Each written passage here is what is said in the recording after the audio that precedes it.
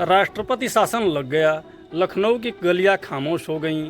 लेकिन क्या खामोशी का मतलब हार होता है? 1971 के उस दौर में जब दिल्ली से फरमान जारी हुआ तो यूपी की राजनीति में एक अजीब सा सन्नाटा था। लेकिन ये सन्नाटा किसी तूफान के आने की आहट थी। एक तरफ सत्ता से बाहर किए गए नेता थे तो दूसरी तरफ जनता के बीच सुलगता हुआ गुस्सा। वो कौन सी नई चिंगारी थी जिसने अगले चुनाव में बड़े बड़े दिग्गजों के होश उड़ा दिए? आज हम उस मोड़ पर खड़े हैं जहां से यूपी ने अपनी सियासी दिशा को पूरी तरह से बदल लिया।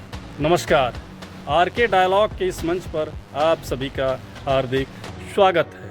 आप देख रहे हैं यूपी का सियासी सफ़र और आज हम सीजन 2 के 13वें पड़ाव पर हैं।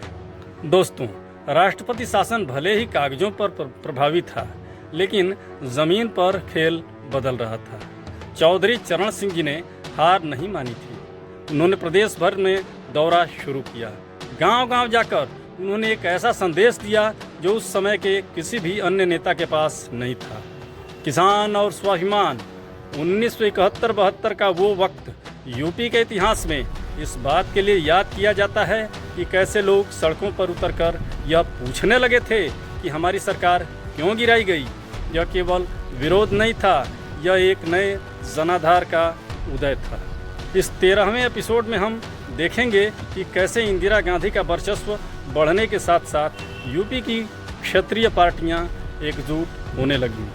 एक तरफ गरीबी हटाओ का नारा था तो दूसरी तरफ लोकतंत्र बचाओ की लड़ाई। राज्यपाल भवन अब अभी सक्रिय था, लेकिन अब नेताओं को तोड़ने के बजाय जनता को जोड़ने की राजनीति शुरू हो गई थी।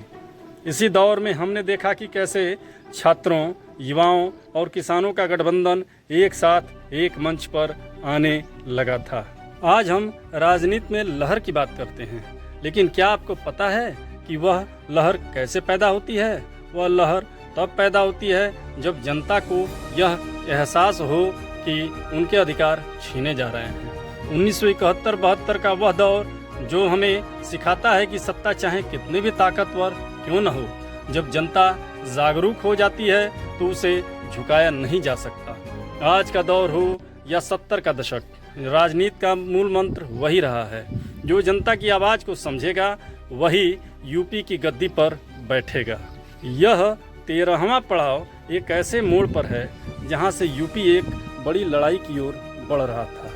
अगले एपिसोड में हम जानेंगे उस दौर के सबसे चर्चित चुनाव के बारे में जिसने यूपी के सियासी इतिहास के पन्नों पर नए नाम लिखे।